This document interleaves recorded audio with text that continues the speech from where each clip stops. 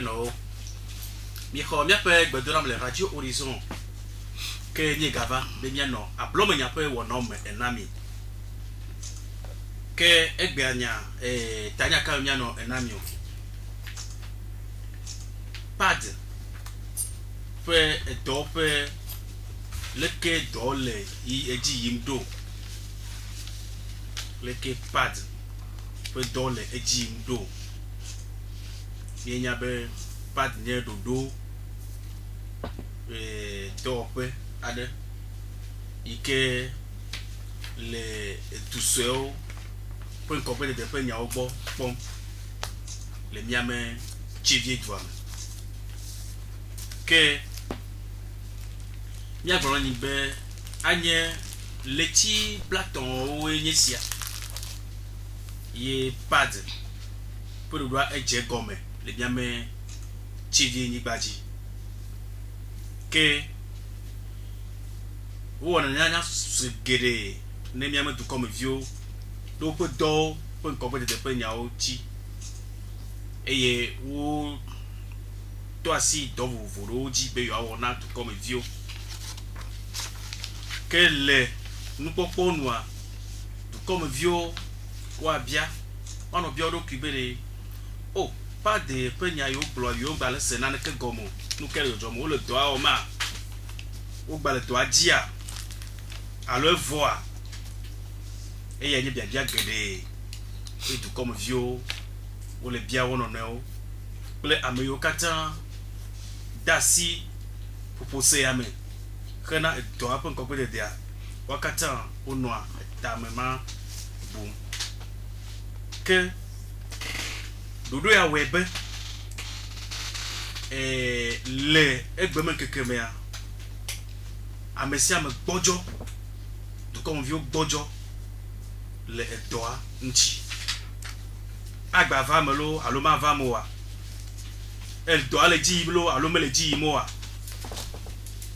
que nyadia so avana mia pe tuji no lo fifi la mia pe amepepo nu kenye pada eye nu kenye KFW ni sena que legbe pe kekemede e pada de akpaka ipe do alo eyo onu mekuku le du comme vieux bordé kuke kawe leo e dodo yo wo be nyayo le dadi bo wa 3 silenti le do pe evelia me ete va mea nu ka tutu e jajo nu ka tutu avamo e echo ike ava le pat pour do me de echo pon ke koyo avari le ke wo le lo gbodo e ya onye nya biase yo atema va na nya pe amepepe o no adon chinami ike be emumene ko ne amesiame ke de su yata nya mepepe o ne le mi agbo egbia onye apeto atra Kofi believe e enye na nya pe nya kaka pe akpaji le mi pe meri pe dopia eye o gale e pad pe akpaji ma yi ko apeto legba moni ikenye etu meneko ke save dunenyo habobo pe zimenola dunenyo pe habobo ne le chevia keke e pe zimenola eye o gagné comité que ne le pas de peu do di pom o do moteur de cas mi ko apeto kama doji espoir i kama genya yenye H2D donc on repisi que Dieu d'encore H2D pe zimenola e kanye beba na hatutu ikene le pas de peu et toi do di pom eye ga ko apeno gamechi yawa ikenye expect na pada le nya pe echivie que no vio miejo eye nya chonya bia sao acho nawo ke nya hani karje mi le toji khena dodo ya magbonne mi ape amapopo pe miawe zolo mi ape meto devio eni chobedo yawe le toji ma one yira mikaka yo ke magbonne nyama popo pe gbo mi sema le mi ape monodo pe anovi mala Mustafa e nya bia so acho mi anovi mi ayo meto mi yonko be tonton Emmanuel Tewia devio pe ti okolo ke mi ano mi agbo le gapo evem abale mi one kokoko e mi na ya po suva ya gaba de mole mi apoka po bon chinani e mi kwanya jo mi apo suva ne mia atutu ya no aje fiato e wa je gato ke afie nya bia so wado agbo ma de kuku na nye moradola mala Mustafa be wacho hagbe ade enani ike awe be wacho sumu kan afie nya bia so wado agbo nya se agbe ada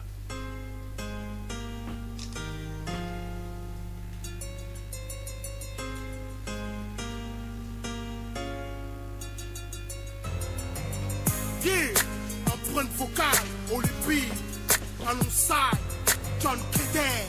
Toi-même tu sais, derrière mon flow, phénomène mystère. Fafa neva, les miens ordonnent du ya neba inko. No vilo no neva. Odu me vi, odola ne, bedoda si gande la si wo. Odola na ne mia betua neba inko. Dans la liberté et le pardon, Fafa neva, no vilo no neva. Neva no miame, neva no miame. Soso Kentoto, vraie réconciliation. Mon signature yo. Moi du cri doigt me yo. Moi cri à doigt me yo. Et c'est mes besona, ye wona wela de fion. Togo fi, mon a novia togo vio. On mou flou na yero wo voa. Togo vitina la flou, yero a enye kekre. Fiancé, ne ma de menon. Togo vila ikrodi, la si vele kwaban. Anokre rosaire, na mie kwea. Na ben kekenuru. Na som ya ben fo, a so kemi. Si perde signora, ni so ke naine. A so fulai, bec de so ke po. Mais on les flou, on les kenovio. Parce que, nim le juniak blora de cameo. Manque de sensibilisation, y'a les woya. Boda, confusion pour les contrôles. Yo, miede akpe, na, miapre mona dola becho akpe, na mi, kema, mia trozireka de apeto legba moninchi apeto legba moni beko ego wede mia do pona olo fa makaje legbo sorado na nchana ene ba nya kwara yo ona be anye eyiro va ya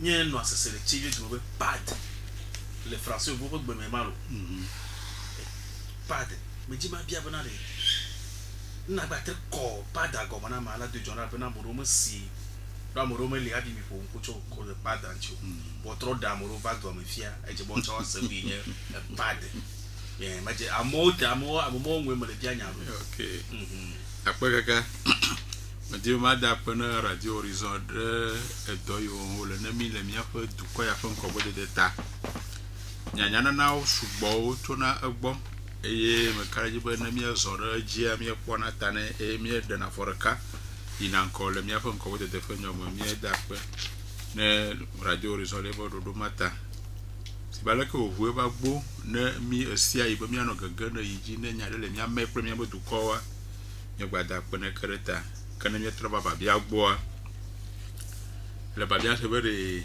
pad mu kenya pad ha nya kpole bia boa ma fonfo vitukuile le nya wo bobra lo poplo ide ma yile wo fifia le na mi nya bomba togo du ko pro jama to ko ba o fokusere be ka de na no yo do mo chan ba tote na wa tro aide eji ke ayi ma ka je ba vare no ma de ma chi ke ba togo du ko ha po jijo alu togo mo jiru wa po jijo ba no ma ava ma ke ayi kai ye no ma vamo ye me no ma va me nyiwe togo du kwa le susu won fifi abe ibo du se o kata wa no ro ke osi na wa ti apo wan to bo ko bo de fanya ugbo ye mi lo bo décentralisation ke ye ka de tu wa trono togo kule jama du kwa pe be dodo me ahia ba dasi o marote ke la site te o motea ka je beto du kwa mangolo na fa dodo mabo o moyo nu wato afoyo ade chika ba du kwa no ro kwesio na wati pom nko bo de telo fa o do kwesio na wati pom ko bo de telo bo nya o mea to go du kwa etegbere na fa maji ke ayo so nu ma nyo jijo na jamayo bo o momo ji o cho to ha fi o cho mo du kwa ti yim ko a o magbo ke le fofose amea o cho na fa ma dem eyo bro bomba pad pea enyo program mi ko pro le fa bomba dodo appui ne bo appui na ne kwa ke le bo akpere enuanti wa do alors ne ne fa noa à la décentralisation, programme d'appui à la décentralisation et nous pas de donc quand on bien les fofua dodo yo kekeko ya web ya peut tout comme so wa tim apon ko bo de ano ro ko si chika bo mon ko bo de no avanowa ne no fa dodo ye mi no yomba pas de ke ba le dodo me ya gabanya ele magobi que pas d'accueil ne peut encore de la gabaji alo gayoana ala ko wawedo chikaba mtumo so wati anoro ko sile gagoji na umba du ko wati ayin ko do mo ke o le pada ama e o toji gban e do amoton e ji o toji so balima sokore le chevier e nyo do fo gbanto ka do po vogon e do ma ton o baba pe du hoho du monyo dapaon kara soto bois atakpa me ple aneho taroji nu gobi ke le pas d'acier e nyo be pas de akpogbobe du comme so yo alo nto du ko no le nto mo e yo mi yo fifia du ko mo nyimoa wakata wa no ro kosi wa kpogbobe won to bo ku hwe won to wa tim ajra wodo waba kuhyo wati ampodo ntino ati ampodo pono eye kapo ampodo pono pono na pomo gadimo no wati asuwasi ne gadimo no suwasi de amarpula chwafibu abapo ne gava voile ka wazen do ari amabula chwafibu la bapo apo bono ao ne gava no voa ale ka wazen do bapo egbo yemire yon ba bonne gouvernance unto bonu no amosi no le osi ale ka wazen do bapo egbo lo dokume eya hafi na ne pono no mo ava mea pas de toi si un moment tonji bantoa enyo be pas de la pogbobo du yo mi yo fifia o be gadi mo nuwa ga no wa tim no te fumu chuno ano baba no ne mi kwa cheve fia fika ni mi be gadi mo nu bantoa lo fika ga chuna bana na cheve to ko cheve be meria yenyi asima taka akpogbobo asia wala bene wa jredo wa wala bomba gaira no fima chuna baba na meria wanyika toke jike bomo na meri donne pupia wa tim ano won nemi ama mosuo le miaba chibe fifia amo buo gbale jike bomo kana gabana na meri nemi po mi ano vi driver ogbo fi mi wo bujo pe po na gacho na fima afi buo gbale bama donc pas de la bobobe fiyo keke kalacho avant na miama chevie be meria na wa tim cho wana na miama duamia te pomo wa trosi le wonti wa jraodo wa belele tohere na ba no ogbo aleko wa we chike be gana wa vara wa trosi le ne fon muti akpora bombe gana gam wa timfa la bosusu mene meri na beli no achowo ebe doavogoa enye bombe meria amo le fima o le don atin baba mo be enu nyamanyale ke magble le gbemu ntete sukulu yo ya ntete ne lo se cho le do ma mativa de mo be do ine gba la baba fia no watima wa nwiro ke pa de la pogbo be wa ba tuoro wa ba cho anunya aba pe nunya no patimi durama avec quoi le collège de durama ro amene la décentralisation du honneur do ko sino no aye o bobo wa o dangole mea atiam gogo ala ko lo ondua e o to ala nyoma avec poe et wa trova chevie ne wa timba wo mi chamia to ne mi na me le chevie yo ma comme chevie me le chevie to ma yo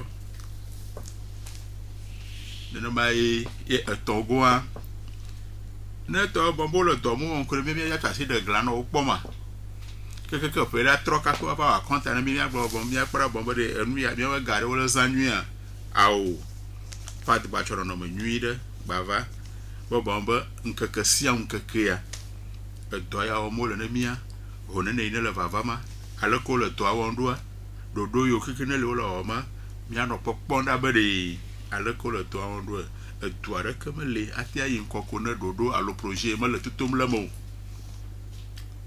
projet are mi atasi mi ajo ano ide atasi de glan ala atasi tata mo kwa wa no iko wa projet ko acho bene mi a o eje be mi nta mi ato jesi mi ma ku heo ye mi akpere merinti e dodo alo projet o keke avana mi a mi o keke mi akpo cho gomo jejia keke ave do nu wa ga me galava ala ko va la gazando pro nu keke mi o keke mi ano pon keke awe bombe o ha ne ga mo wa konta de mi a konta ma nyo konta klechao ne na me le nyonyomo wa mi ano blonzi de ka chike bobo no na si troll ti keke no agwe ovokwa na ne ke ma gwa gumio enyo do no mo ye pat ba cho fifia enyo bobo anya ba bia du kwa le nya ndo do mo fia le globe od bia nya do du kwa ye le nya ba bia mo me a enya do lo dare bo ba trasi le wonti mi ba recommandation ale que le jindo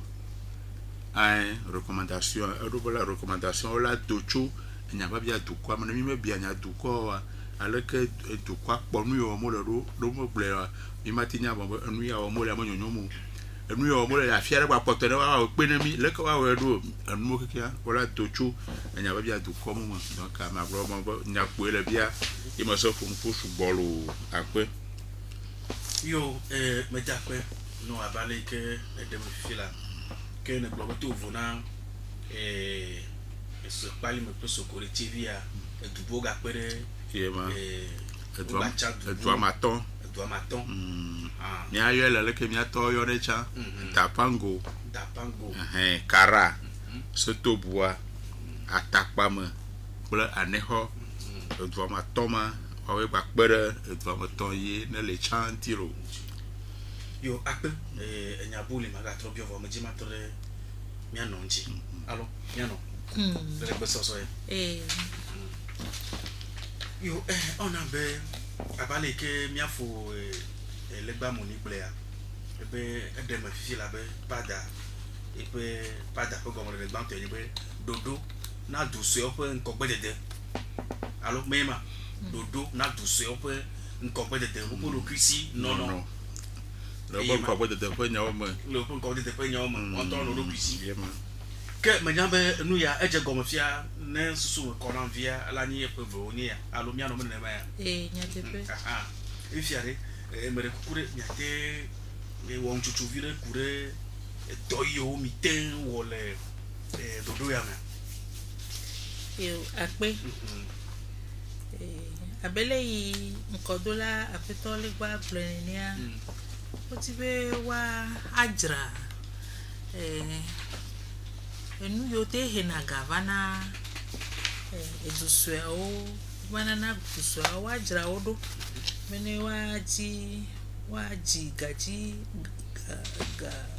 gaji mono wo pe na dukwa alebe ne le ma o me ani kata mi nyabe mi be pada be ya tu asi na tukọ yomi yo fifia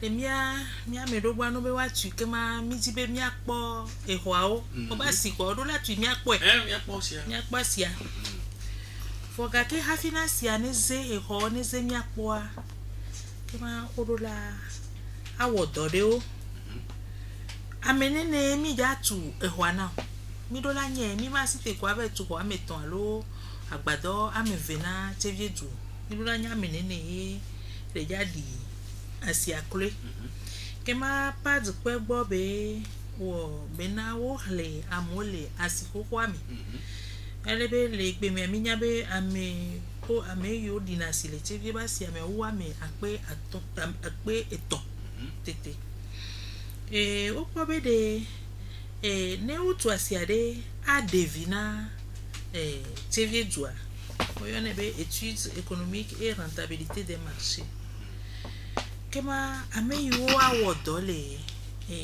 nono metata o le kemi diba si ane no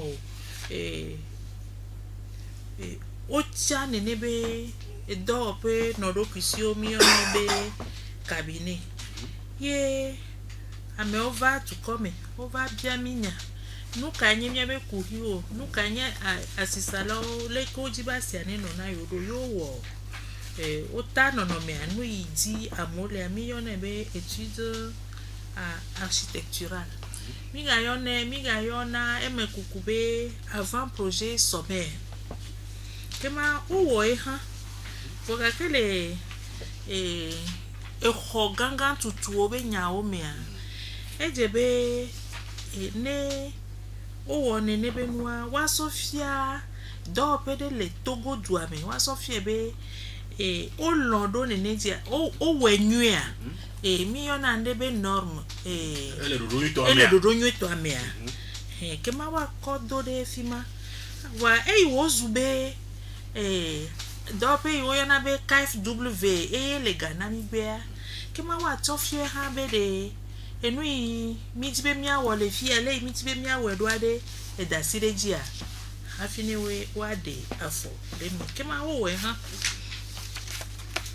ye le egbe amea kema Togo dua ha afi mi ona be DNCMP a edasire nenebe avant projet sommaire aji enu va didia for video nye ine KFW a dasido ejia eva kunya mesupo vide voa egbe amea edasire eji ye owagawo afodede agayi nkogbe ake kema ne asia watu ya kakade jidola nanyibe dodo yi le imi kwana ma ba si ajisa mi ona be gestion des marchés organisation dodo ke no na si amenamio le kemi bona asia jido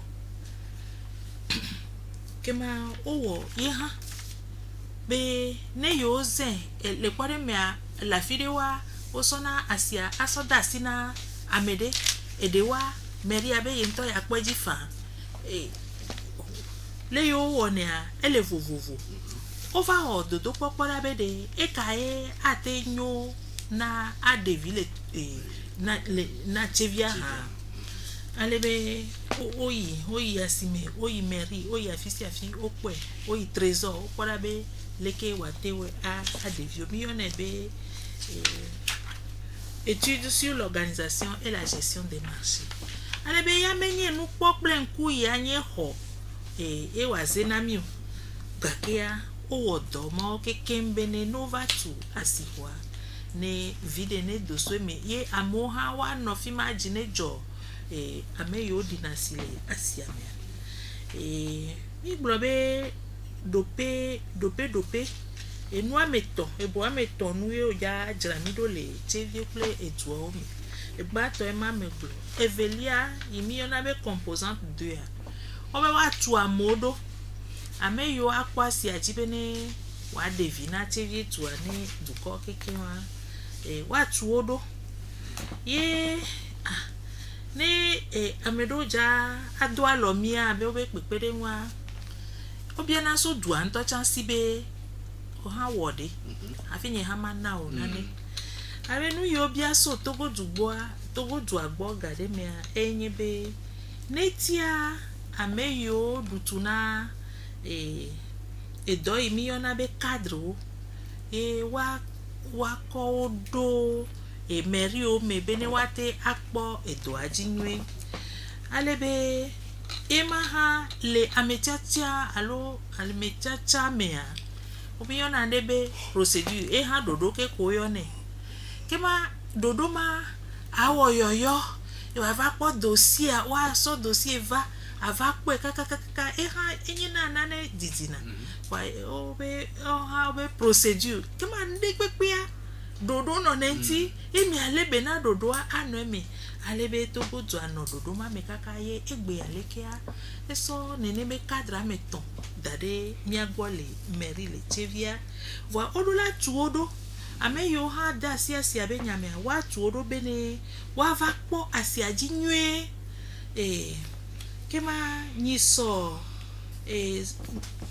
leti yabe nkeke wi André ina wi asieke 17 au 19 octobre le atakpamia otunenebe amodo le chevie duame ha ha sosodo na nyimi yona be commission de passation de marché et de contrôle des marchés publics amemo ho yi tutudo ame alebe le gbe ame otu amodo ye enye nu yomi wo gakele ma didimea wa gatu amemo kedo lele ko wa a dejesi ku hi ne ledume wa wo chati abe enu ya emia oye edua ayinko leke ola wedo kakakaka enu abate devina dua ola gave woni nebe tuturo no kema le madidimea odola gawe hamiyona ebe cycle de projet kema na ekwe dejesi aleke na wa dejesi be nu ya nyihia na duko identification du projet ye leke na va chame yo awodo ado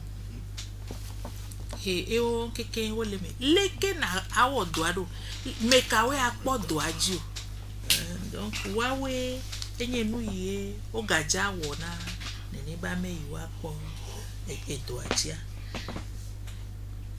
yo me dape be ne de enu yo mi tewo me jimatoro apeto adranti apeto adra me jimatoro no nya bia sema mo no ha alo la te ine me la be pa de ma ka ma chire ka ha na ni be pa de no anifia pe vo nya ke do kawe mi tenwo nya no ade do me ka jibe do la no ha pa oji na te de mana nya to come view akpa baba nya no ade gere mabai ma kokbea enye ba ablongo ba do fa amaton et le padmo wonoma do fo tolia wonu fo matin wa ko akokbe baba blo do fo ba to pe bele o nya okikin do fo tolia enye nmokuku to kapomo viodi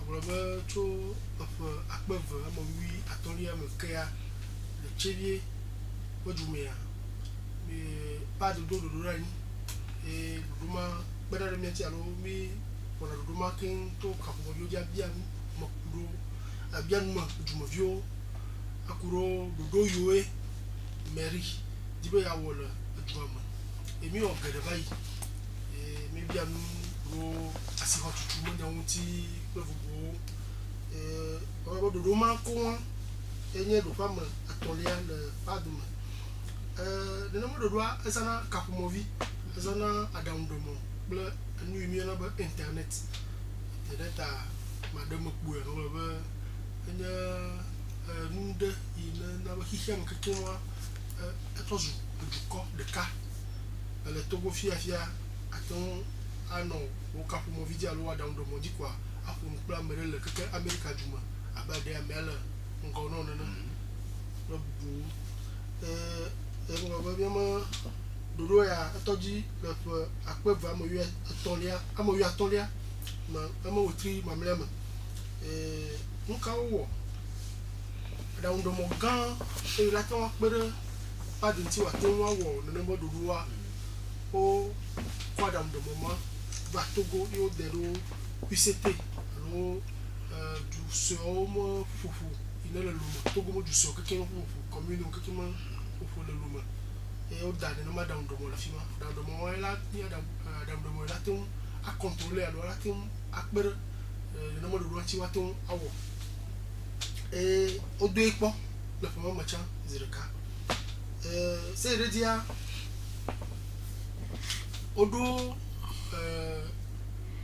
awaba dollar siha yo ba CCL et il ne pona pas de do wo ke bol du so me e chebe to odo anyi le jukoto so mo e no mo do la si ha to abodoji le ko mo ka aba hia ba wacha amado le juoma e amomo la ni lo fa do la o akpero CCL nti do la si ha nti e watum awo no mo dudua nti do la bodo mi ya o anmo kuku to ka mo yodia banya garu mo mi adichala akoma adichala ko vuvuma ahoro no amu adanu mo na wo anu ye o ja wale ko wa wedo afiawo e na anu akọ dicha banya na garu mo bo mi akpere kafla ameyoe uma tumunya ale yiwa tensa ka ko mo bia se ngoro mu ala mo yo mo nya bro mi lo yo ka ko mo bia mo yo mo nya bro mi lo wa angoro to ka ko mo vidi adoda amubu anwo agbalevi to ka ko vidi adoda amubu amanyina ande de la fuvira kafla na meyo matem na anu ngoro wa ne ma mo wa lo ndo la wa o tem penado ne ma mo nti o afo ma mekaya mi chan lo ndo wala mo le chedie mi yo no be citoyen bénévole que no no citoyen bénévole wa o chao o cha bla ton vote le chevier le programme que amo que ma o amo de do pa gba yo wo apo be de do ya la ton a po ma fama do gbo mo le yen no ku to ka po via o ton o de no do po la bona mo o no ku ko voir tenema londo lawa anya yue amu ogbulwa atobana omo kapomo vidi o ton akpobere anya ogbulwa de asokple nya chuchu gbomole atanya yo dariere manya gbomole chuchu alo nya bukura gbomole le o amole si acha anu ya anyo ya monyo so o cho mo de dopo ese ire dia o chuoro kuro omodo wonti le programme comme wotria mo yule kelia meka le wotri ama tolia me tuchuro otoro le wotri ma programme wotri ama yule kelia me ese redia awaba biwo onmo kuku ama nevai to ka mo vidi ama nevai banto a mi wele akpe vi atolia po wotri mamlema evelia mi wele akpe vi adelia po wotri amadelia me mi bawo de kale akpe eve amowi andrelia po wotri evelia meke mamlema abahia ba eye edola todia madame golele ma nyomo chaba ibe o fi ha do amo alo adam do la wiwe la tempero meri chi o do wa do am torura wo jonko na wa eba ejebe wacho ameyi nenye pas de tepo no la ni pas de tepo no la le chedia adaro chevie ese pero ya kakado la ila no meri ano ya kakado ma chaba hia bo wacha wucho ko gobe ocha de no mo wucho bai ese berentia o hotuturo kuro omodo dasio le mo kukuto ka mo viodia o ne no mo tuturo na vai se redia tuturo babana CCL blomi la lo do la siha e pona pas modo bol chevie imbadia o to hotuturo kuro no bodo wonti anu na yona ba manuel de procédure do ganga ko kema wona no manuel de procédure na anya agbale ime amasiama o dofa do dasi no na mo o aba na kakado la re akanye do dasi wo do ko nyeka o aba CCL mama alo do la si ha monola de akanye do fo do dasi wo no mo do no mo ma cha asu biasi ele agbegbo ba proba se parentia pa nkudo nu moto alo amoyo na ba kona do yo mo milare milo muria gaza zaure mila gaza muria alo mila gaza yaka no ma nous moto cha on va prendre apprécier on va prendre pas de moto to wolo kikin ale yo lo don ro mais au moins le gaza ya ka choma o cha olo modo apprécier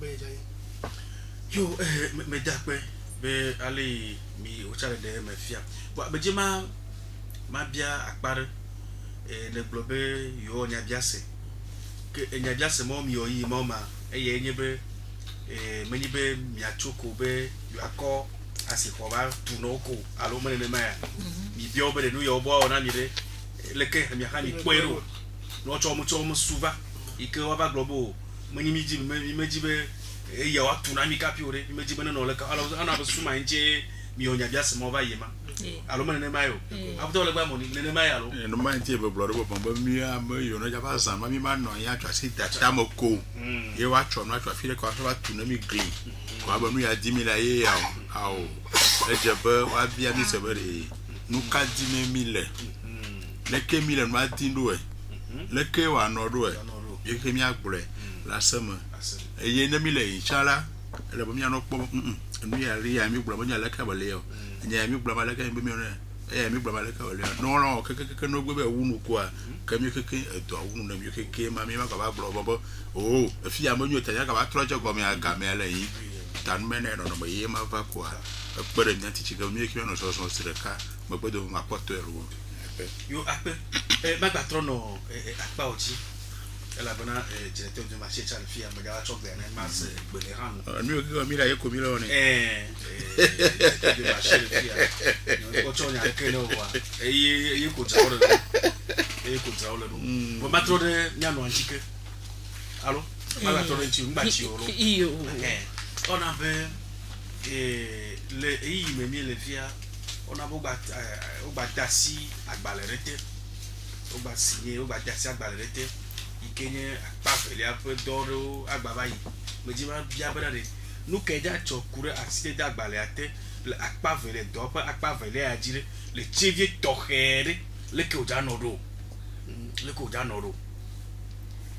ebe le chevie akake ma je comme aglobe accident agbale atea enabe edubuo ha ovado eme edu ametogba o ime idome echevielea o we pomion be wo onyi ville pilote o we poda bene nyo le fima wa we na edubuo odo po alebe wa to ave nyonyo alo ba fososo yena be edu amaton pote o ha over le do emission akenu ka ele jajo no bo ga signer convention pour les eduho ha minye hoko vobe ona egade odo egade ngbebe wa sowo edo alo wa so tu asitete anami kema eyo gavado asi agbalete are nu ko ja o kema mi kwebe edo gome oje iyina edo ala patro keke aganyo pe ma kema enveloppe egai wa kotu enu onu ya mo bia be wa tu anu osugbo enu osugbo alebe asitede agbaleveli ate anabe ega homeyi o ka chuchugbansa aga keke pe be wa te akotu enu sugbo pe wa tu wa nyonwere sowu le san bega le doa ga sugbo alebe le adawon me ha tovo na asi yoja tunamia apeto legba moni blesambe wagaji egaji monu bubuo hana million ebe petit projet eya ma lolo abe le egagome ama lolo abe le ine asiara ahoga sugbo foga keye ha waji nene petit projet ame vetete na mi le eto ame waji petit projet lona nyoha le doame ikela de nyaji Elle me vire. Allô? Ayo keke kwa gavana Maria. Munyo ba gavana le bolo. Gavana Mary be do fe.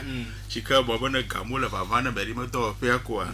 Dodo yo keke Mary le won kukusa kure mi abango bo chebi abango bo de dentia na watim awel. Amole. Amo manyu. Joma ya firo. Enu me sumio. Enu le vo. Mary ba so okura cha bomba ya digara dare chika bomba de mi no video yo ne le o ma team le vovo le school ba padio ça les cas sociaux ya no video pla do vo o ma ti poto mo do do fo mo kekian Mary do la da lo ma ni petit projet voilà donc quand do mo le kru ba le quoi na nu yo la ga de ka nu yo la ga le ba me kore Mary ala parenti bomba le pla do vo kare ba hopel de kare alors va le nyomba soko va ho gashi de ka ple talot de ka kwa la suno do me no chabu jobu kwa ocha le nu me malo yo akpe meta akpe abale eno yi ke meta jibe dodo na to se ope nko pe de ope do kusi no ope nya ya ke o ko dia ka jibe la de nyama chibiaji akpe me jima ga trova magba trova apoto believe do yenye be me bia fila bere sondage aro ya bia sebo mi ore ni kai o ni kungu yepe ye na dem fila no yita ye mi o maga trova bia be ibe vivie yenye ibe vivie yenye tonton tore ele le ku vivie nya kai le sio eye kene be enya yo le dari ye du ko mo vi o gbro ye mi le dari de mi va au docho ye l'équipe do no mi va on ci doro alors ko mi polonia ko ne aya na poria alors bien do na ma bien balo ajra akpega ma bien ba nyu to e ma bi ko na nyare bal fufu ne peut être encore politique ma ba ma kuto ka mo vieux dia le sondage yo mi on a oh le bébé into le bébé do le carrément bado carrément bado le togo wa eno na asana una jumo vi ogo wa ton afu wado agboro ni akoro ju popolo mo nya unti wana o ma down togo ba down ochoko mo suva togo ba down nyono no si susu nyono no si ato akpero ojupolo ronti wa ton ajra nuodo awo ko bo de mo no wa vovo na nai ba iyo ma alo ka mo ya tukara do bana yena wa nkaka yo na mo mi le fia anya nko bo de ma nkaka jusi aju juso kakem kaka ha o jibu ya nko ojupolo lo ton jibu yo ahwada uncho ajumovio ugbo atem ajara ju la ba matem ano mo pon kwa wa o mo kamodoro ko la no ka me o problème le chango sala ba ya na lo na mi le manyo na lo le manyo kana hwada uncho gbo ko poto wa kwa ba atokpa to ona na owo kana no mo adam ka ko mo vi mo sondage mi ona anana anyo mo popo na jumovio bo atem aden à la gouvernance manyawo la kay nko bote de manyawo adem ade o madam rogo o matam susu rogo lay mi po o projet ala ka mi kwero projet no wele kede la nyua ala de miadia amaro le ju mo vieux ma alo ju mo vieux le ya o isu kokko le toma le juta et onya baba expert le domaine do alo le ndo mo ma aba o madam alo onu yo pla tawanyo wa america mele meri do na ma compétence wa oni bo da on no do wa tawanyo sondage ma o mo le ya ya do mu me gboloma anya tam posusuna du gboloma kanu ya no wele kede de manyo wa ko ba de ma tamadodo il sondage mo nya o me ma so parentia nunca o hinha de movio nunca o hinha minha eu ia hinha minha demi wala kana minha baba rato minha diu allo caro moa de movio wagbo do mo come a me na le drop me ifi ma goju mo nya na jojo le fi mo comme miawo la gbolobe mi ala ke le nyama koma mi ala ke le jole nyama bia boya ka wo chola tin akpero ojuklo la chwa tin atrasile de nama no mo wuti se ire dia bi bia ba de mi khore nama anya dio se mi kho mo kukumo bore to ka pomo jire la ke mi ono mi ko de na reko ya au mo ko de na reko na de nama mo kuku ko va adamu ko va dans la sira on va se c'est là na na ilunti akuma kurunti nyira akpora nyaka me agbo le yo gboro ro de akai kuro anya yo bianchi gbangbo aba anya de mo ko re ba anyina tanya de ko dara de na sokle tanya o chane na mo sokle cho ko na be de do ma ya daunde alo na na de jo la fide ya me ya dibe do du pro susu ko yi na mo nya bo ka o chane cha se dana de mo que ma o ko na mi suggestion recommandation suggestion on va encore on a recommandation donc on a du pro là-haut allo conseil communal et dans le conseil communal là on a naï akpo adengle pro recommandation oyo c'est celle où on doit adengle pro ti recommandation mo oyo ko on a décision allo arrêter là-bas que et globe du mo vio ba mo nyona mi allo mo nyota ni na gbedido allo gonta o mo ba gbedido lo yo ma ko mota ina yo lo na gbedido ko na gonta me ne tijajama yo na ko na gonta me akama to recommandation yes c'est la que comment aja le ko na mairie allo conseil communal do ja gba awo poubelle allo fi akogboro le comme allo do mahi wana ba wan obula no comme yi ano pedi do lolo no mo comme kana na ma recommandation yi le conseil bois le conseil là le tenir qui on que na ma recommandation ba ko do ntie akpo mo vava akama na ma conseil on a prendre la décision va globe va ya sondage romio va ya amo pour nkuro amo mo mani wanuti pedi do mo nyauti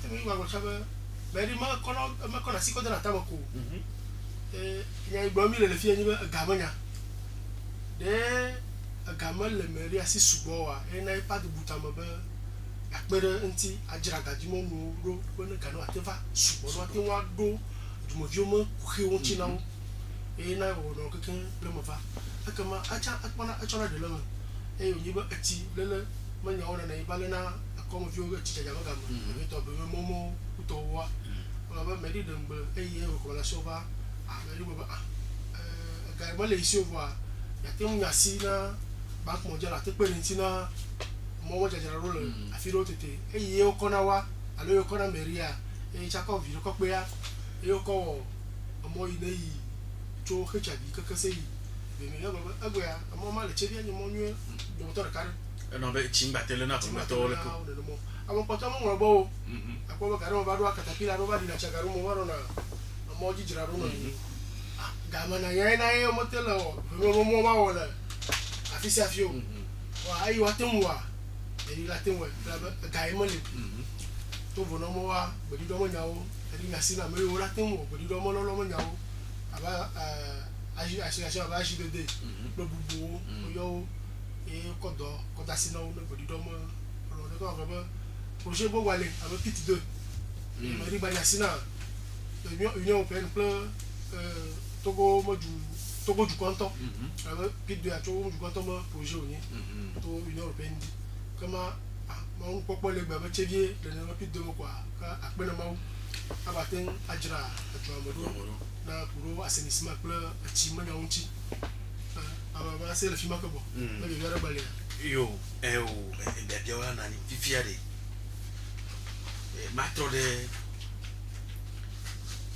asia mi le globa mi le resia le globa asia gbo to nwa trogo do abakara senti do bia no globa na ogbo wa pede etusu e onti kana opo nko gbe de ye webe dodona du so pon ko bo de benya wa eni wa jiga jra do fe ka ji mon na du ko ike awe bana du ko ma povia no ado khana doro ko ma tro de apoto akaba do jinji ala bana du ko ma po gante pa ti ma po gare ja gama akpo gai ke pa de jawa ja gama ma biele ke no ja no gboro apoto kama do ji leko egbe do les ipi le gala mi akponpo me ni ado kara no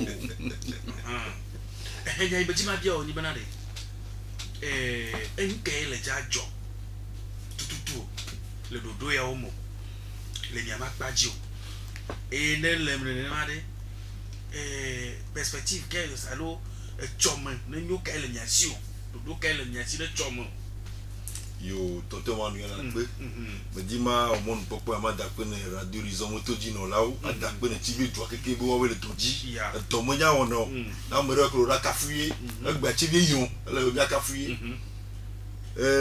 otro ya ayi mi le yon bloma le bia se fia ason le kele o nko ale ko le ro fia mi le fia o le toto no be o signé accord bo de l'État on va signer de chopé donc on a dit après bien dire maou que bien me sondage wa allo me kukuye no vini adjanglo fifia ola bayiji wala po ya mea me kuku ma batiji que yo mi on va y voir ola ba trocho ouve bono we blo fifia be o blo bri do mea o blo momo ya nous les ça on va y a trocho ma me kuku yo mi on va ya a trocho ouve agba po du ko on vio agba se ya ba oro do kurenti ya ba trosilenti when me de mi jiro fo keke agberi do ma ya fia me fo keke le chevio amomo ya me fo wa mo gbole bayi ele be mi acho agba trocho ya ma ve agba trosilenti ke enu mo ejomo nyo cha o ejomo ya le o gbole chimo ya le we gbono bo chevia geje do mo didi adogbono wa won le po mu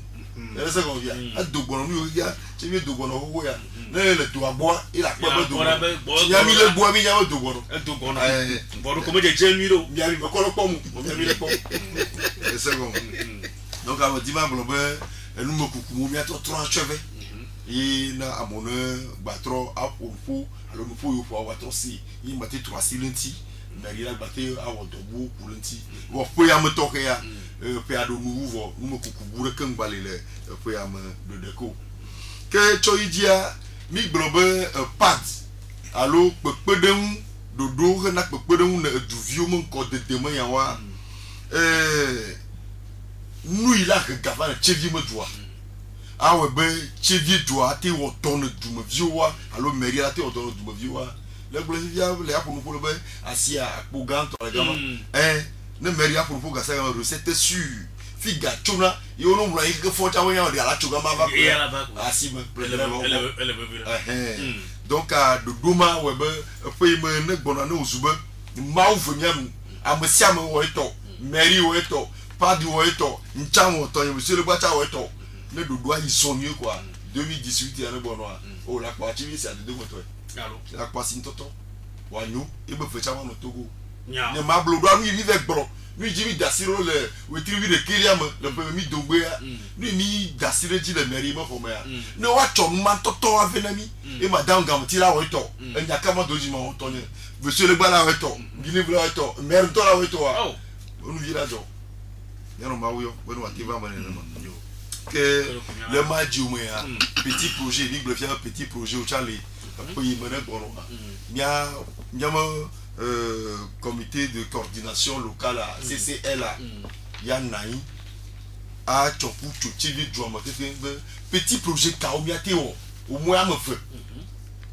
voilà pour mon papa le papa peut yema que le bofifia petit projet wa imete ayo de que non obe yamia o bo mi eva nai yo ki bia chopu chochivi drama pour aller nous kenya o igama subo si bechivi siga no voilà nga suivre wa teza ako janero le diamo wa to no ga va le chevie me meria no mu na ngeke foko no na ndoko nya ma ya ra ga be kwe le se go donc an mun ti ya na iro que ma globe ason yo no konami bono videma cha le petit projet mi blog relais cha ya le petit projet va y cha o gba Yesu Christ va di nimi ba fa mi anu lo mi blog fa année de victoire et le pour le vie la nya ba sur relais ma no po ba se go mo bia le po me tere ko la ya we tere ma mi be agbe no ko le du apo la ya na le chocho na mo re po piro wa e chi gbodo se go mo bia mi gbo cha ho be apono to mo te pe le petit projet mon ami agbo mo keke me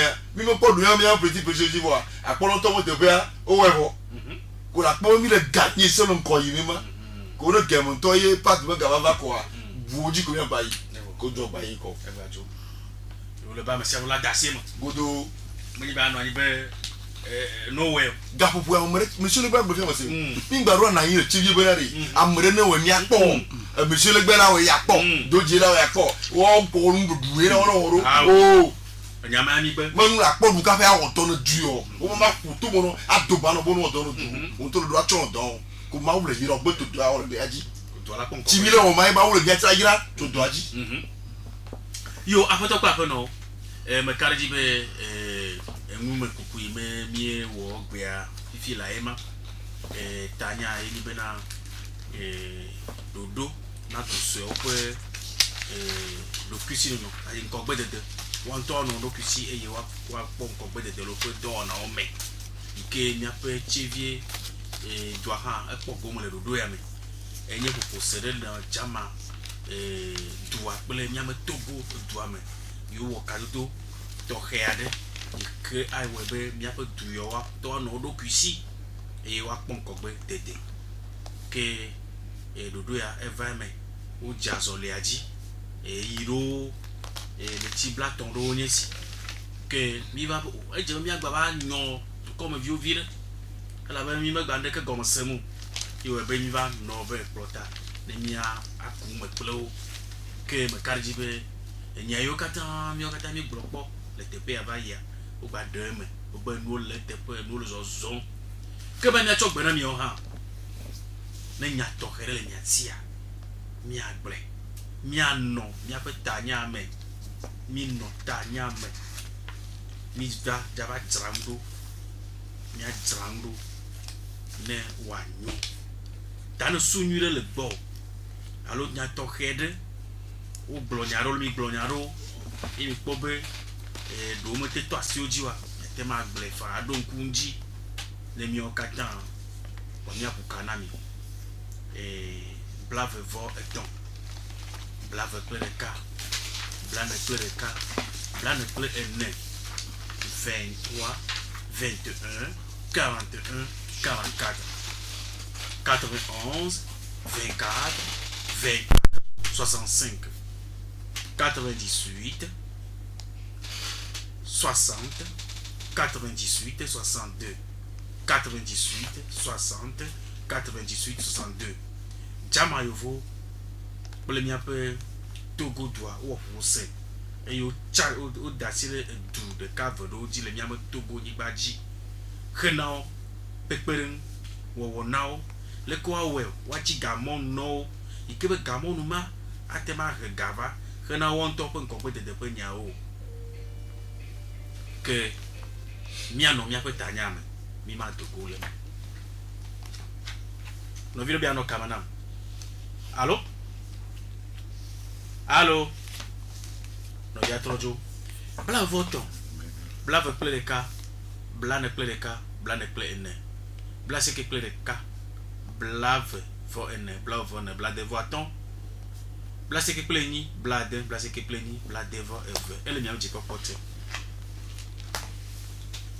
Non, viens le carnier, ouais. Allô? Allô, bonsoir. Bonsoir, tonton. De quoi on appelle? Ouais. Ouais, non, beleke. Eli, tu m'en as dit quoi? Eli namcho, mano giapo. Mano giapo. Ah, mano giapo tore.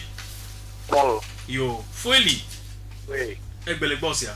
Ah, ok. Dis-moi, d'accord, on a mon colo comme ça. De dire tu as comment? Il faut pouvoir des jobs.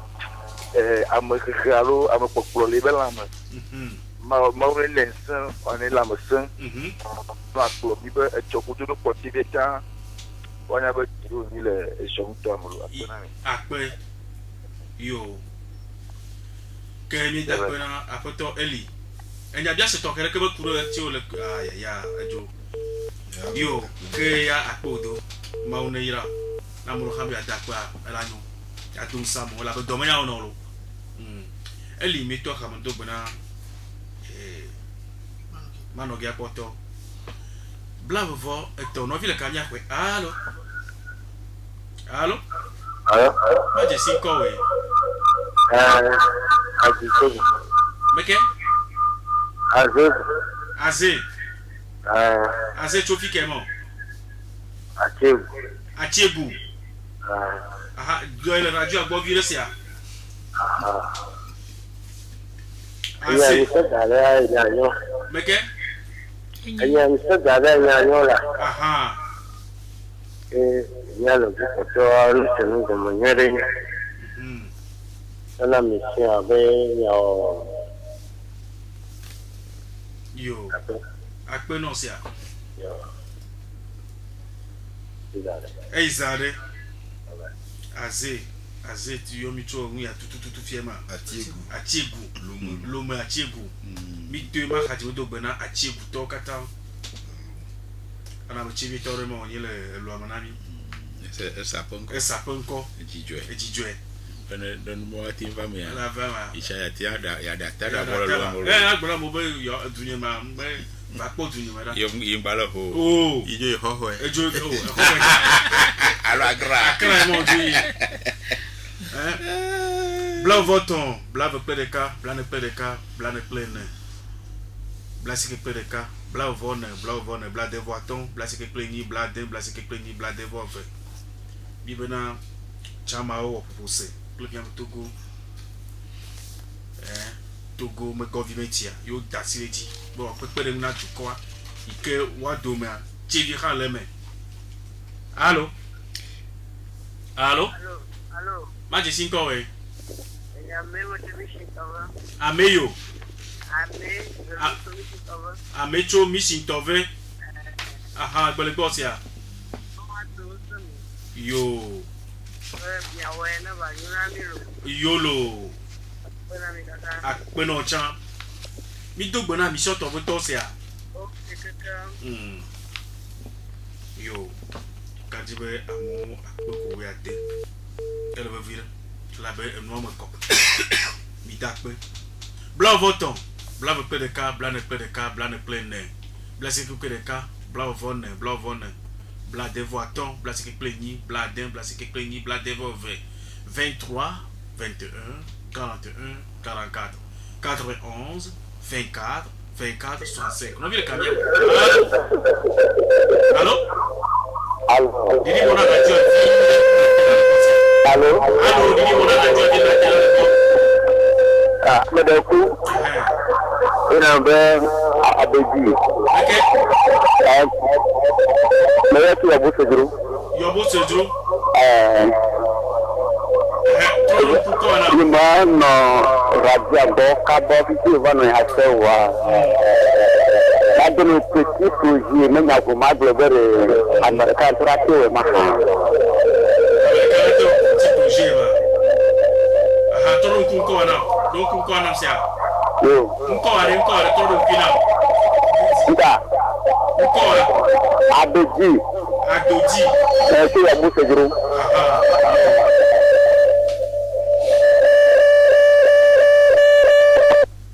biji me gbo mi akoto jino ne le ja yo mi a atera le radio agbo vire sia ne tera le gbo kwa e vo adidi mo ne vire wa makarji be Nome accord nami katan adoji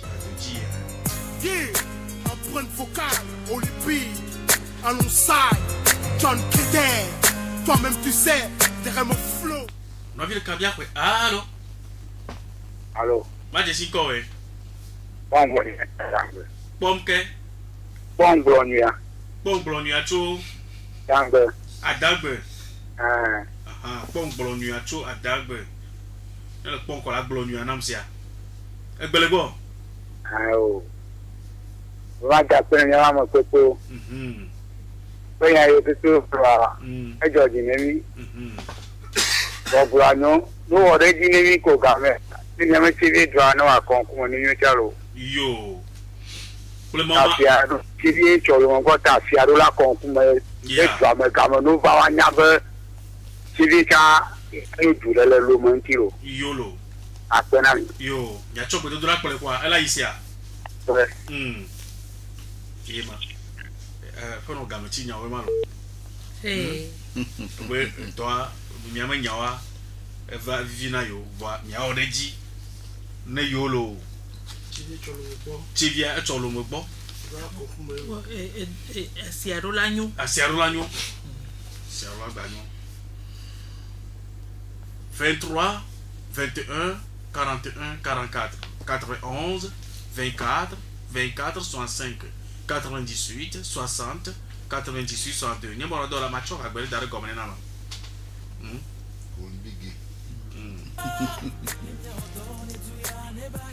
Non, il est camion. Allô? allô Madi 5 ans. il y a beton votre vidéo Agbeto. bopo Agbeto me vaut là. Tu ville 2. Avec le boss. je me tapona pour ne pas akama putu amapoteo ya bo jua mi te la ti ni be amerika ma cha ni ga chi na ni alaka obulea eno Jehova yo kwa ela masiale ko nsi an adoro Yo kwa la yiro yo odo nkibe ya to yo gba ya ole ji kwa ada en jo mala ni ji ada pena akpena o chan mi do akpena ville de moto agbeto mo vo agbeto mo vo yo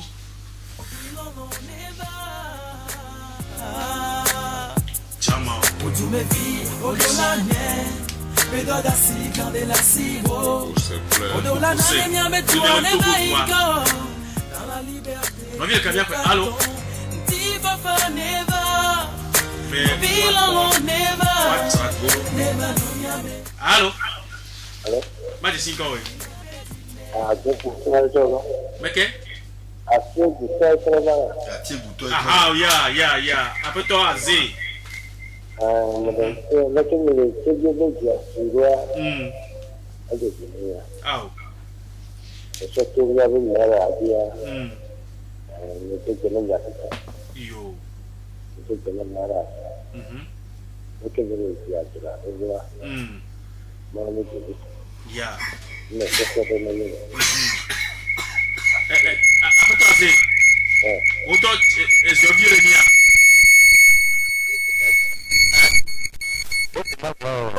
bon après ka yo voilà et ma agbochi gbana mi hola be o me tona mi asifio na me dumo la le kaka chegbu ajebe ademu ya me akpono kaka ni to so bala fi o ademu na misia moi du cri doit me yo moi cri à na me le do le dia o do na o le dire allo alla do ko do le ba o le mai ebe no kwa so fun ya re ba to no so kwa ba apola nyunyu akọ eja akọ gbe mo lo la si tele papa a no rosé Blavoton, le cas, 23, 21, 41, 44, 91, 24, 24, 65, 98, 60, 90, 62. Non, le camion, allô? allô Ma di 5 ans, ne ba da baji ko fi d'origine ci abo a godrafo Matia ngo ngugu mavia, adabadike. da kwala ngli Adabaji kofi d'origine. D'origine. Yobo. Agbedrafo. Agbedrafo, Yobo Agbedrafo. Aha. Yo, mo do gbonu mi o fẹ́ kí malo. Ni kwe. Mo da gbonu mi.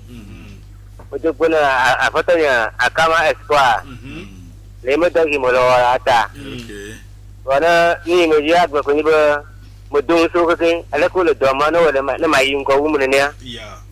Wa mi yo bo agbedrafo to jare. Ye cho bo o jo adi e to fo gidi. Fi ko do ni ti gba to ajamo mo fi o e.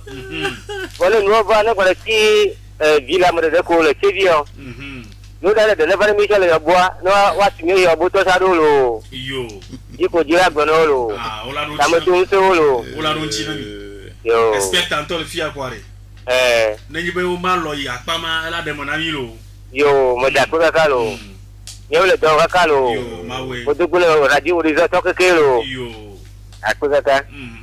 Ezare. Ezare.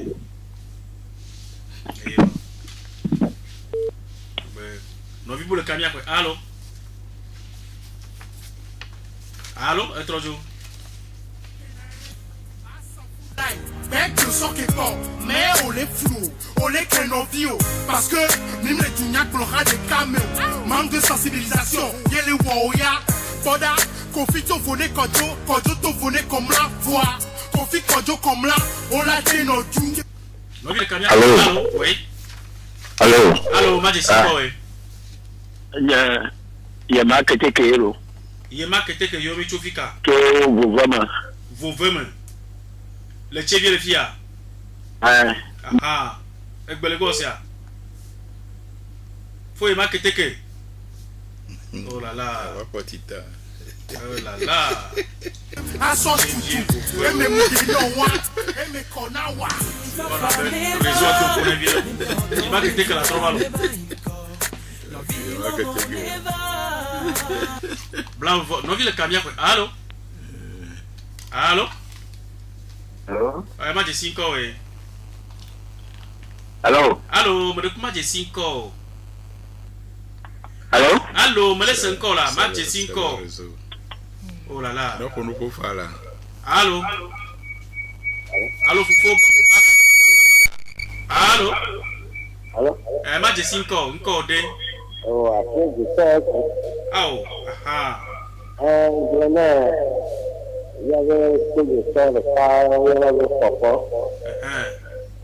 Et mon fils de l'air. Ah. Et avec ses encore. Et tu veux le dire, moi, et ça va s'en y avoir à proposer les gens. Mais comment le blonagno? Papa. Papa? Et elle fait comment? Le Kojo. Elle est Kojo. Ayo, à quoi aka? Ezade.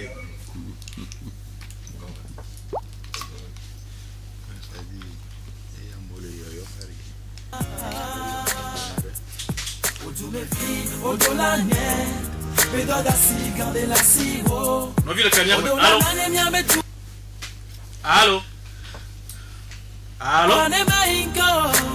La liberté et le pardon.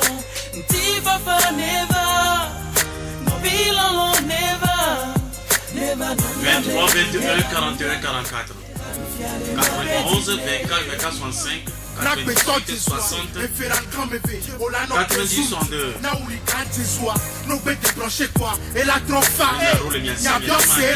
Ne du Jesuade, nous qu'est-fanio, et Wamoko Bafana la Jeta, Apala Hatome, Rupamana, Edola Tabene, Edola Takana, Koda, Kamabasu Bonfoy, Nia, Sombo Mela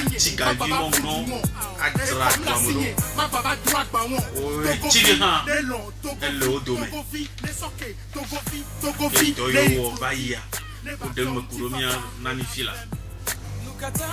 sous la sion, il y a toute la sion, ma tête bien au fond.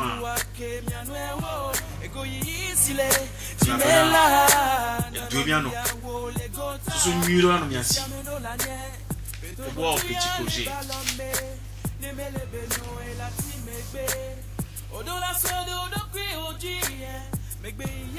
23, 21, 41, 44, 91, 24, 24, 65.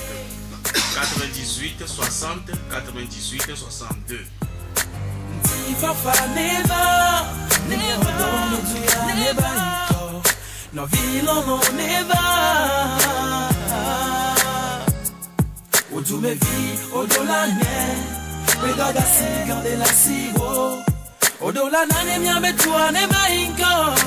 Dans la liberté et le pardon,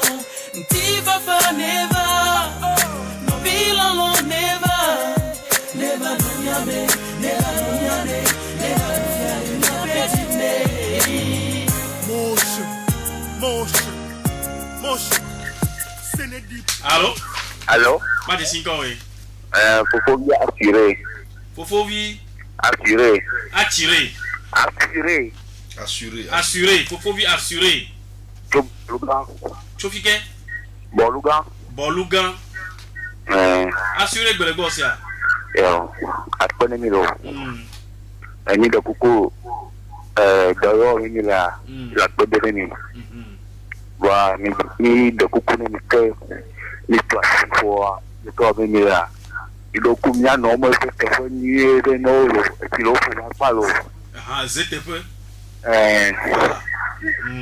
Ta ema ta me dormi là après de ni lo. Il y a l'encoula à monter ni le domalo. Ya. Après ni lo. Bueno kaka. Faut de diapolo. A donc punya bol to da dilo. Apolo. Kaka. Ba no biblo kamia ko. Allo. Allo. Ma je 5 we. Anya ma keke ke ga tro bala. Aha. To ke ye go ba ma. Vovo ya. Ma wadi ma da pe na kama doji pa pe nyama mer bubuto.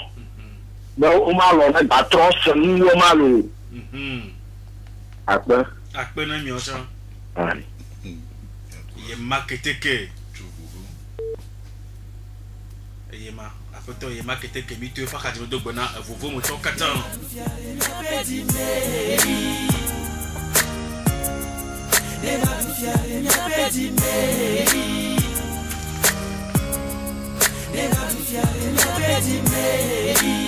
Masi kwa amerema edia mi vevire bolugato ebena eze yo noa no wote pe no konomi ja echile gba no po so enyame ale tefe mi akaka de ona me. Allo ne oja wasi kwa mia no jebe e abia bo bolugato abia bo ne mi ba na ba chival ko nya gawa ko de fuvire espete nyamalo Mira le nkure ntinyere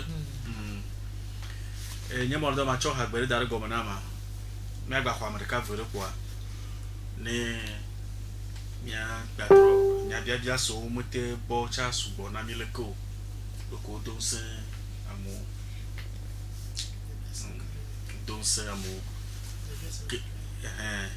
nya bia so le do se. Mais ça me doit se gomber bien ce matin dans ya port. No bible kamia ko. Allo. 23 21 41 44.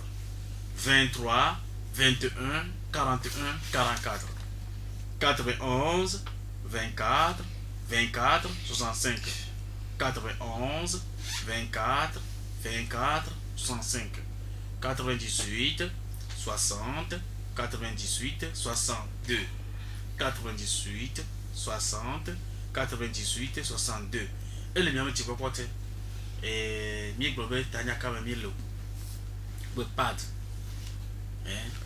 pad pe do le ke ou le jimdo et mi be pad en toi nkai dodo na du so pe nkogbe dede ko do kisi no ko nkogbe dede ke o do vo vai nyakala polo nchi no vile kania kwe. Allo.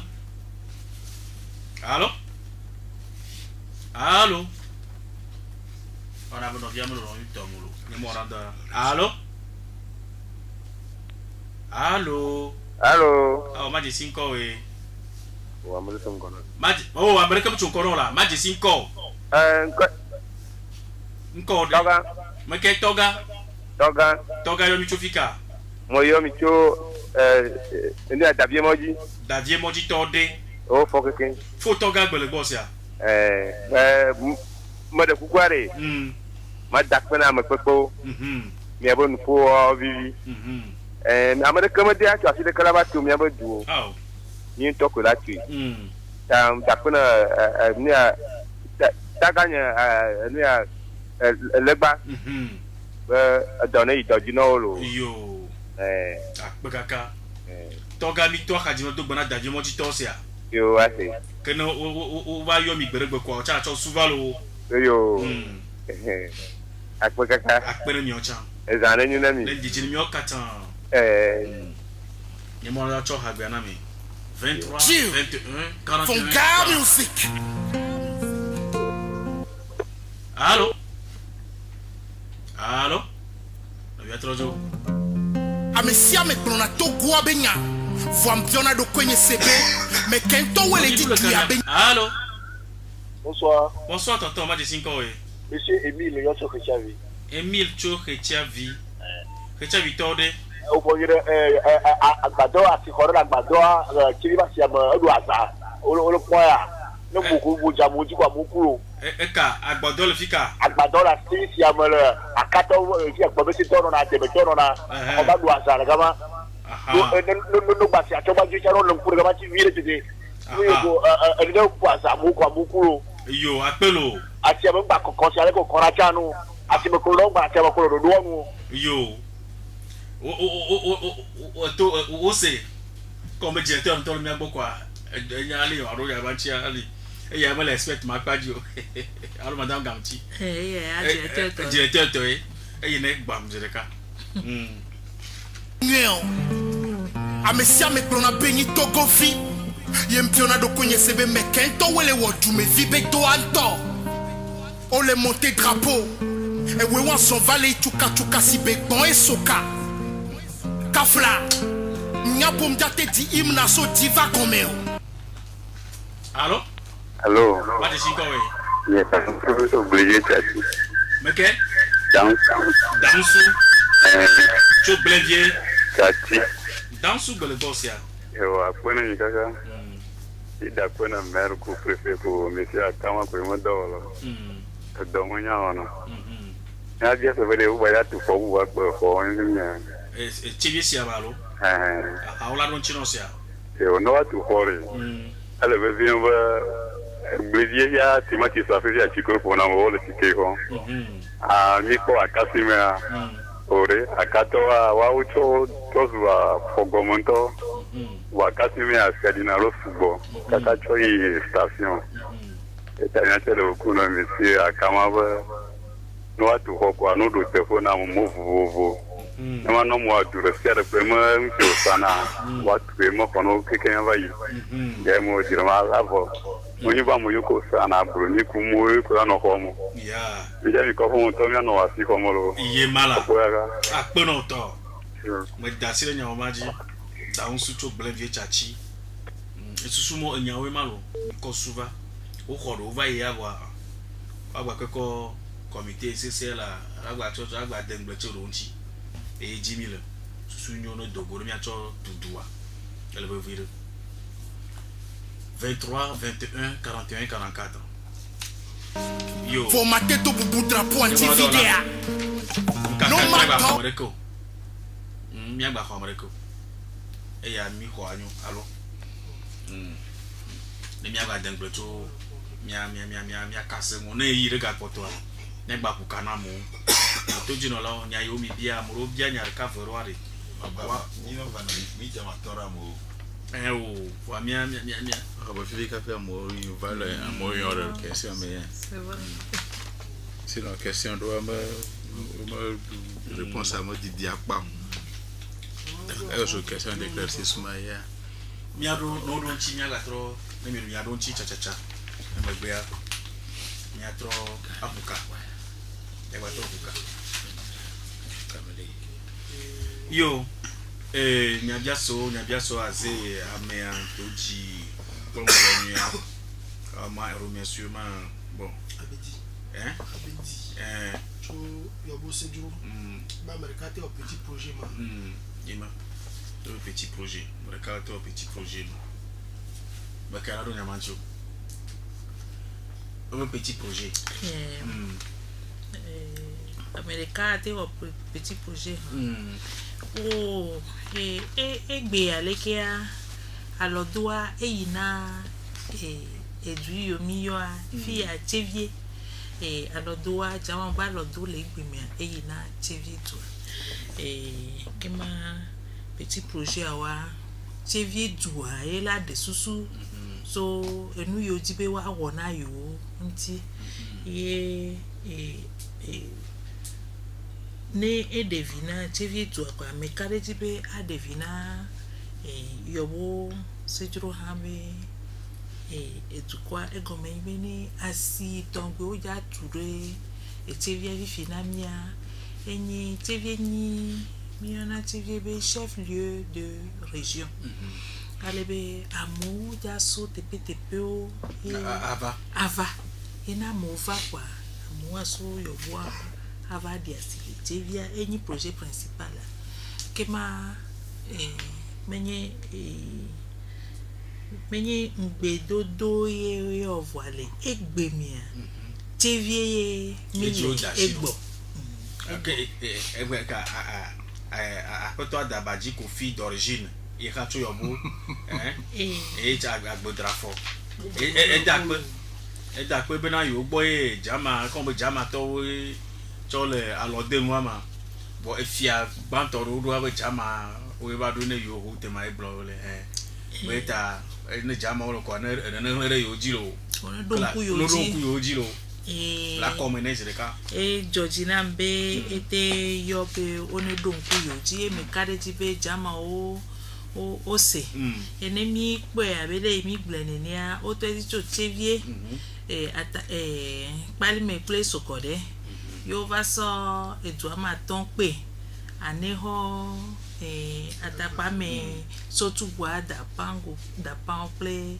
kara kope a mi menya susu inele jama osina esomo kema miaja gbagba be mia pere eju amenyi yonti no ga wenwere akeji ajo jama obe yo agba keke yo be alodoji hin ema yo apeto fofovi cho bolugan edape na nya ngwa ife benare emi le vele ni bena eze wo pe eze sa pe ya ochino no ko ta bena ne uja wati kwala wagbatra wati ya ejebe wakpo eze ame wajra te pe madona yo ha yo no ebe to aga po mo chagbo leke mi ko nya maro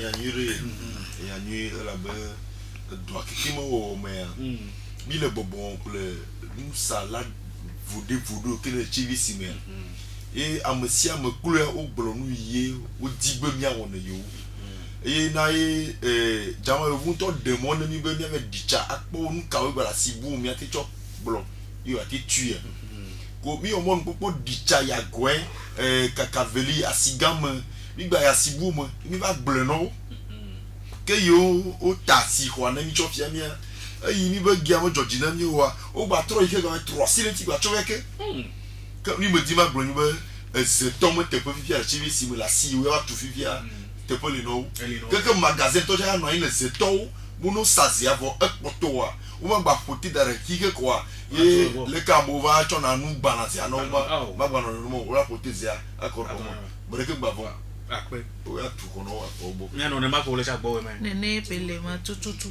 mo provai bere ma se pe no video to ni bere America ba si de gba ta ma na epo bo ba America na we ba cho tu yo e nai ovumonu unami mo ba le ke le tipo no na no ne ko la ba owo e gbono ma san gbe cho no ba wo no boy ma ba zin o a ke do ya o a do ma de vio quoi donc mi wo mon popo et oho nous salade siade c'est tova amova et obi asiama yo ho nous salade siade nous kai mi sana nous le kai mi dibono ona yo le kai mi dibono no no yo nous kai mi hiala mi amate po donc amere ko gbule amoro gbule ke gbo frecha bo chi pompi na no yo gbo alomada je donc anu mo kekia o gblo o raje nya yo keke o gblo o cho de do na ma e yo va enu yo mi nglo chandaria mi vuo dare enu yo ve tavia mi le nu tata po le nu nglo ahla donc vovo to no de kemo na fide di be hakona bi re mi gblo o manya ma mi gblo mo donc ndeke amoyo keke samla simia o e keke aba kom te peka ba lolowu te asikohua leke te fe vi la ba poto ba 3 sileticha e cha on le donc a gbe le be ya ngron ko la simia ipo ba ngron ko ro yo akwaka akoto akama de amere won nanya de fila be agbadore la asiam la file ne mi akpogbo kaba ne o gbaja da si ajol ganyo nka yo be o mo agbado ma mi akpogbo no nyo ala ba gbelen evelia asiam kona plo boy ya me to yo ba le fia ngba kokko ma be cha no yo akpe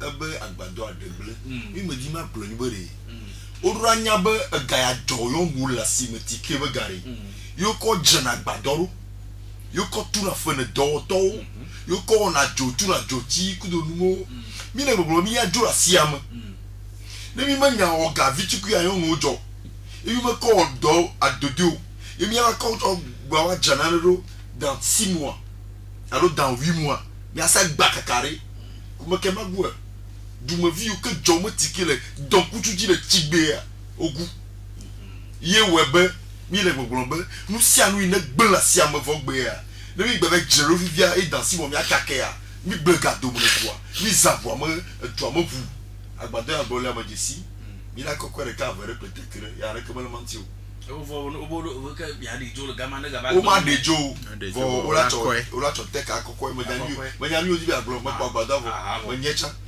ye ebe propriété na sia ebe di do le ko ni meti ba fumu ego mi na ni ba fumu wa ne amugba ba chibi si megbe be asia mo meko asia mo ba di fuma ke bi ni chibi si mi agamo na sia di ma ko ne le meko wa bro le gama que no ni to ma jama ba kwa sa ni e pe kwa ne mo gbe fi ola ba ni gbe bo mo le video ma di cha ma ba kwa sa ya we le won ta mo le gbo mo fodio mi to mi ni ve o remarque quoi nya keke mi ja yi nya keke mi abai expect ne gbe ke gbe ya kwa la yoncha ncha ba po bre nya te fere nya foni aglo Emile Glory ajora lo aloin ko ne mi jeter chapeau de fleurs ne o ya ye mo mi jeter chapeau to ja fleur ja ago ma mo la sidia mo gbe to cha gbe sia gbe ne dia sia mo fudi o yo meru mi tire ke bo apoto dansu ha echa gba bia nya bo mi ro nya manchi o ebe na de ya bia na de asi ade o da trotu khoero chokpe khwa o da trotu khoero a ne bo a to khoero a ke iro kune be akasa pe chimachi sa pe na blanque to ale vivre yo podo ko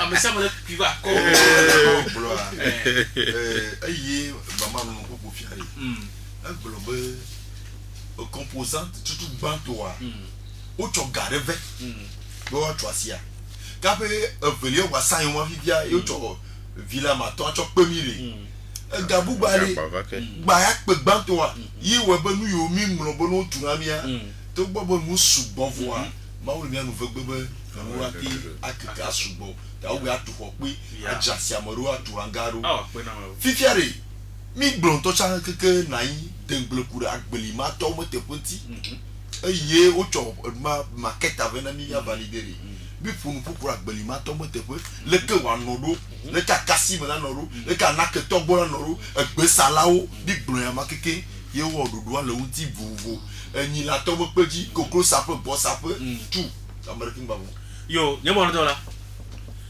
dola allo miate mabukana tamunyo mreku afie miagbatro bukana miapoto junolo tamunyo nyabia se amobia no mo se do junior wa watero kamefa la be mina mo kwasa mo pompo blavo eton blavo plereka blane plereka blane plene blaske plereka blavo ne bladevo aton blaske pleni bladen blaske pleni bladevo 23 21 41 44 91 24 24 65 98 60 98 62 neni bena na mo kona mo do amiate ma do ka atoro ka me fa que tu me vido la wado te pe amekpa mim tele o de capel entio sino tu amano leo e we dona pona mi le kwame peigné opérateur économique c'est né yo tu un poids bien ne impotant toi ewe tuna fiase wa Allô landlord jibe Pas de 5 ans. Meke Faut qu'on doit chofika. Faut qu'on doit chof blenvier tordé. Au fond. Faut qu'on doit blengosse ya. Me va que nyado kuma jibe ma bia mi bere. Asiana ma o die ni do tu va kia bode. Ni na kia di le te me ba. De sia de kwa tu ba ka u di na kia ga mana na ya. Aha no di asia do me gbe. Faut joda ka baba na tira ya. Aha. Yo, ola do chinosia. Yo. Alloué et toi et moi. Et ouais, ton empona mi le kwame. Peigné opérateur économique. C'est n'est pas tout un poids bord. Bien bien. N'est un poteau toi. Et ouais, tu n'as fiancé wa. Là, on a dit magasin alloué. Et toi et moi. 98 60 90 62. Non, le camion quoi. Allô? Oui, allô? Moi de 5 ans oui. Monsieur Adabaji, Kofi d'origine à Tilbaka. Après toi d'origine, raison. Yo, moi d'accord, il y a un cas où il y a un chine yo, finanto. Ça me va donc soka. Yo. Voilà, d'accord, donc il y a un bouton chargilo. Elle veut virer là. Yo, après quand. Non, bah, tu vas te tirer, tu vas me reconnaître, il y a un bouton, je me fais comme il y a là. Il est malade. Après quand. Yo, après milo. Yo. Yo, le doigt, quand on doit milo. Yo. Ya ouais, vous n'allez allo. Yo. Non, il faut le camion quoi. Allô? Allô? Allô? Allô? Ah, ma de 5 ans oui. Ma de 5 ans. Allô, ma de 5 ans. Après toi comme il choque bateau peu. Comme il choque bateau peu. Yo, me dis-moi, t'as connu miam un conolo, que la ferme à bon pomme. Le souhait, au bout avec tes vieux de mi voix, ou le bloc de peau, n'a mouillé voix de laisse, du mi-temps, mon corps, et vraiment de beaucoup nos débats, voilà. Nous avons un peu de nous, d'amener à y avoir, de me camener à y avoir pour pouvoir pousser un bandeau. Il y a possible que le pour éviter les maladies. Yo,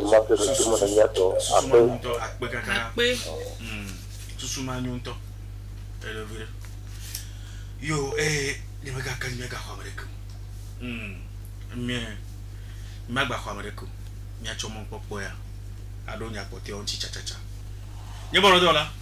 Magba xamareko sia. Magba xamareko. Que amegban to foko do chok blenvie e benare miama siare e jano di le besia gbesibele ke le mi va ite pe made ela no di besia gbesibele ke mi lo le fia ha allo ma voto to vira no oh voto to me no mo ti bi si gan ya tu ole o la di firagbe ke chona kosiragbe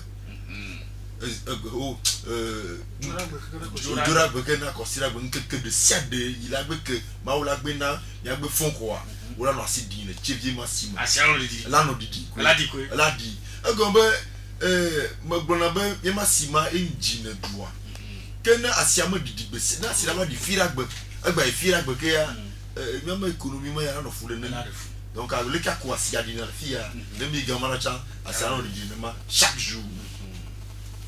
Yo, après toi d'abadi d'origine, il d'après, à bali que mi donne en Chine.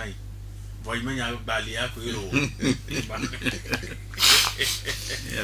On va lui pouvoir voir vu là.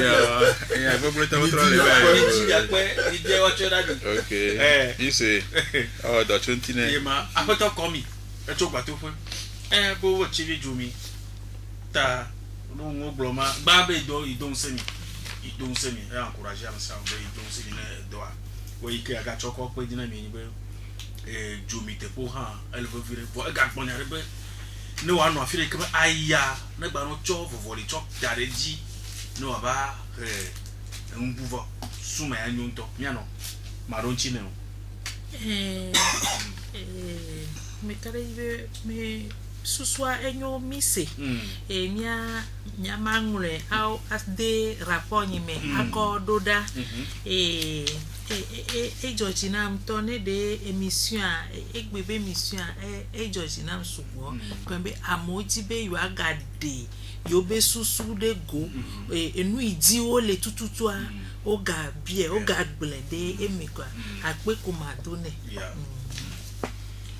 yo apoto adra on a mania to la masio la bana ya mi ga poto mi ti ton le poto mami enya la siwa mama dak bena tudi no lokake beta me ko no yomi ame ojiba yomi chabo moten adaundo mo alo mo telefono moten na mo yote de medio mama dak bena me sabo ale ye ocho du ti o sago me na tv jua alo zion to am to ke ma dunia no atui emi on to ko ati wa tui cha George nanto maga mo ko kwa o no bena ga ba hiya ba mi baba do sondage automate alors mo plutôt cap mon vieux dit automate okekem alors mi okekem mi adasi na mo wona ma adada wu adodo so ale yo lo de mo gbere na adada wu do ra mi to ko akotu yo akoto le ba mo mi enya we mo bia no nya to relation la gacho blanc ana à danser à mettre en confiance.